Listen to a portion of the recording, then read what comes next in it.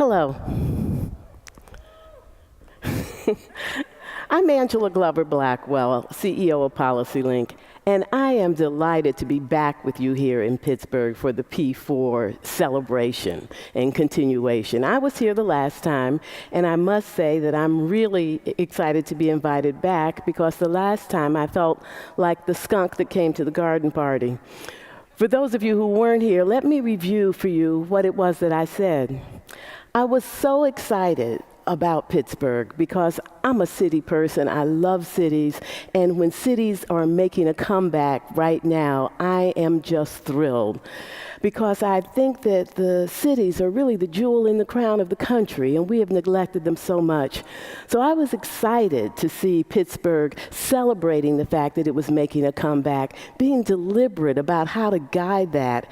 And I wanted to point out that the excitement would have to be tempered if the comeback is not an all-in comeback.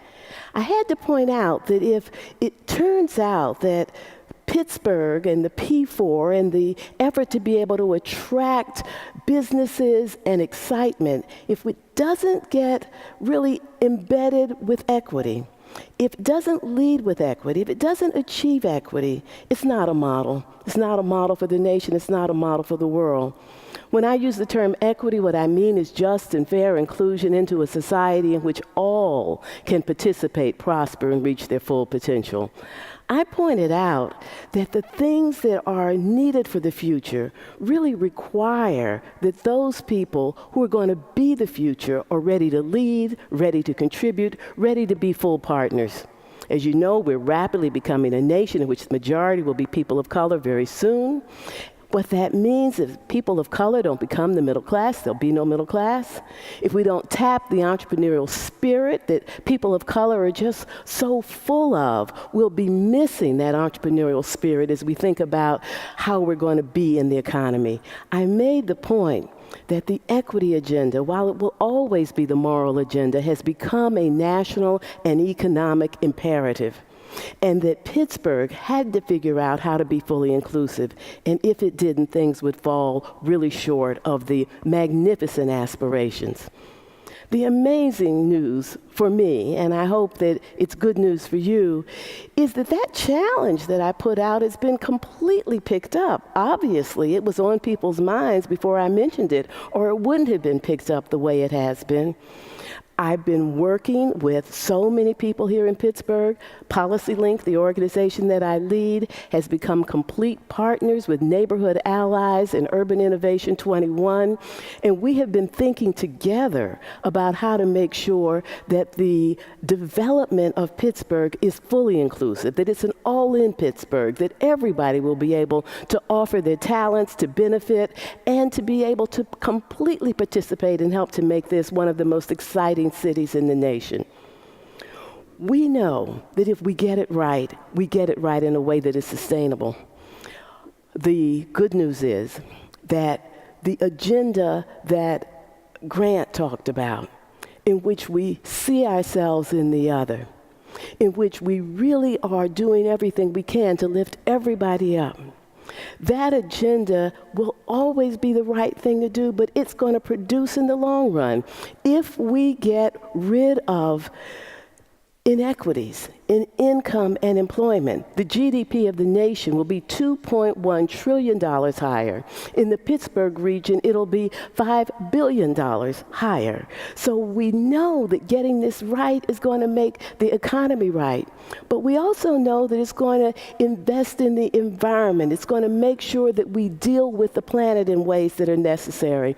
It will make sure that the places in Pittsburgh are places where everybody can feel good about living, where all the neighborhoods are contributing. Everything comes down to people. It always does.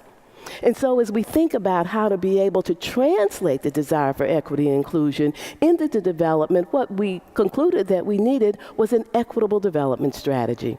An equitable development strategy is the way to get at the equity outcomes.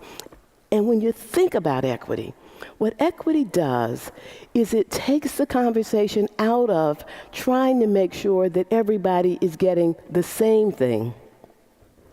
and puts it in the context of asking what is it that we want people to achieve and what inputs are needed in order to achieve that.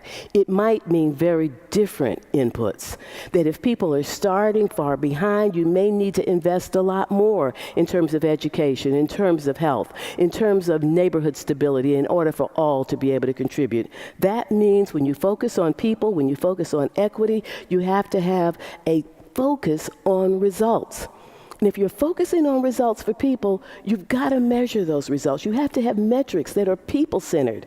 You've got to be able to think about what are the outcomes that we want and how are we doing. Asking that how are we doing question is not a question that can be answered if you're not measuring how people are doing.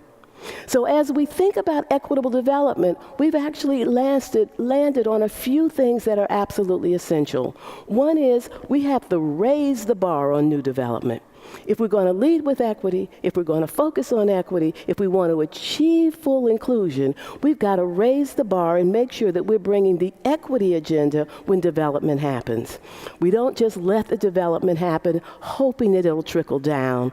We get in front of it and we lay out some aspirations. We develop what the measurements are going to be for progress, and we embed in it exactly the strategies that are going to help that development achieve the equity goals in terms of stable housing in neighborhoods that are really attractive and connecting people to opportunity, in terms of jobs that are living wages, making sure that we raise the bar on new development.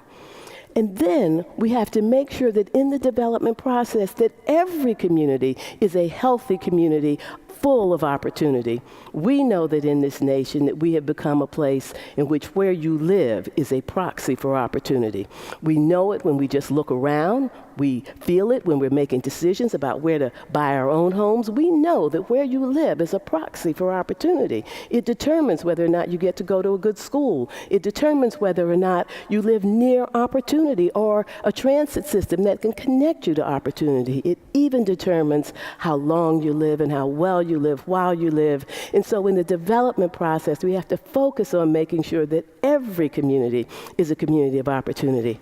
But we also have to expand employment and entrepreneurial activities. To be able to fully participate, people need jobs, but they need good jobs. Jobs with living wages, jobs with benefits, jobs with the prospect of being able to move forward into career. And so in the development process, we've got to focus on what kind of jobs are going to come with this development. Who's going to get these jobs? Are there going to be contracting opportunities that can be unbundled so that entrepreneurs of color and women will be able to participate? The development process has to be clear about that.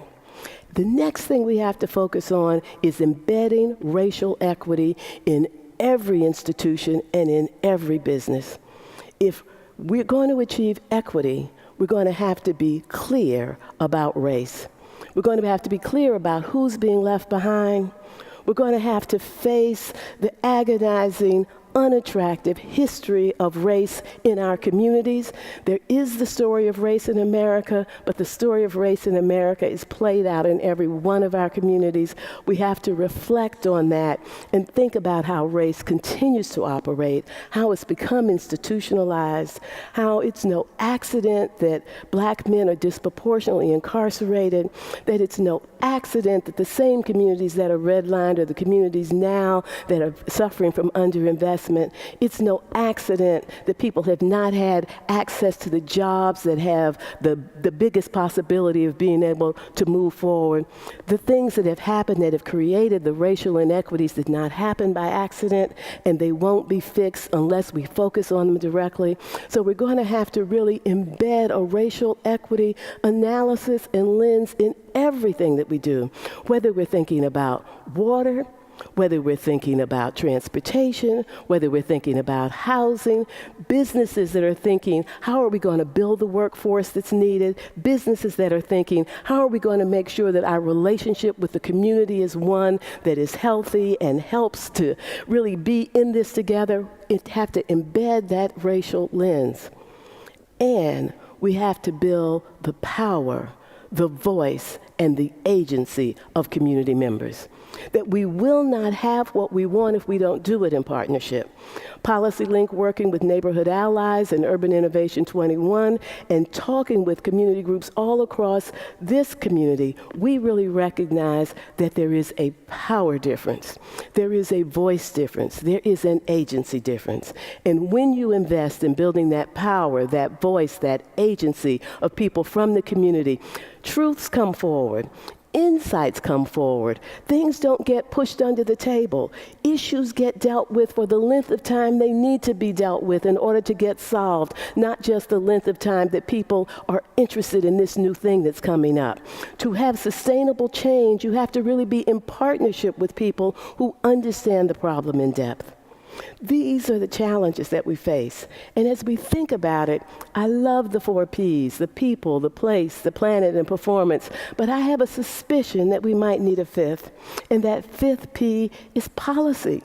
Because none of the things that we've talked about will be achieved if we haven't embedded in policy the need to be able to move forward. Think about this issue of housing. It's so predictable that as soon as a city that has languished for so long with people being forgotten, with neighborhoods being neglected, that when the city begins to come back, the first people to get pushed out are the ones who've needed what's coming the most. The people who have needed the jobs that are now coming to their city.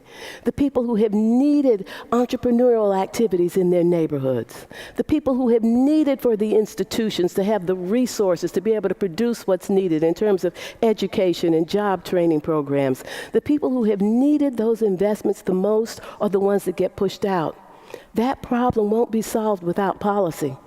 The first policy ought to be raise the bar on new development so that whenever you're doing anything, you're thinking about how to embed affordability the way that they have done in San Francisco. And I lift up San Francisco not as a model for you to copy, because San Francisco is a place that has waited too late to deal with the affordability problem. The black population in San Francisco, just during the time that I have lived in the Bay Area, has gone from about 14% to less than 4%. But what I will say about San Francisco is they're getting it right now. Too little, too late, but right nonetheless, and I want to lift up their model, is they had a new development going up in the Bayview Hunters Point area. They got a community benefits agreement with Lennar, one of the second largest developers in the nation, to make sure that 32% of the housing would be affordable, that there would be a real focus on people who had lived in the community in the past to be able to come back.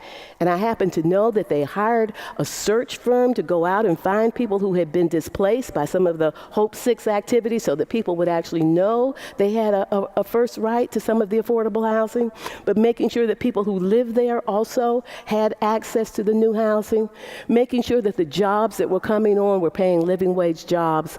That kind of policy is essential for being able to go forward. But also supports like in Detroit, where they have a microloan program. Huntington Bank put up $5 million to make sure that local entrepreneurs would have access to the capital and the networking and the technical support that they needed. So far, they put out $1 million, and they've been able to preserve or create 236 jobs, and they've helped some companies that wouldn't have been able to make it. But we've got to be able to also think about inclusionary zoning policies to make sure that the housing remains available.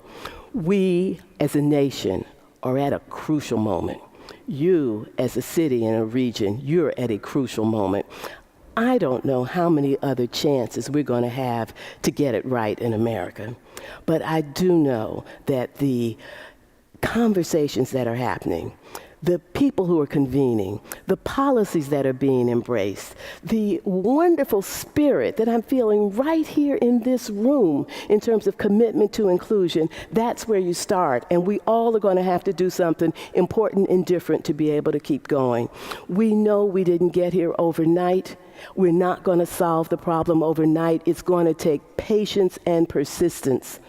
We know that the hurt has been so deep, the neglect has been so long, that if there's a tendency to say, I hear you, but is this really going to be anything? It's going to be something if we all stay in it and make it something. We've got to have patience, but we have to have some confidence in our own abilities to be able to do something different. We have to measure what we're doing. We have to talk about what we're doing. We have to be able to lift up what we're trying to do even as we haven't finished. The job here is to make sure that we keep people at the center of what we're doing, because in the end, this is the work of unlocking the promise of the nation by unleashing the promise in us all. Thank you.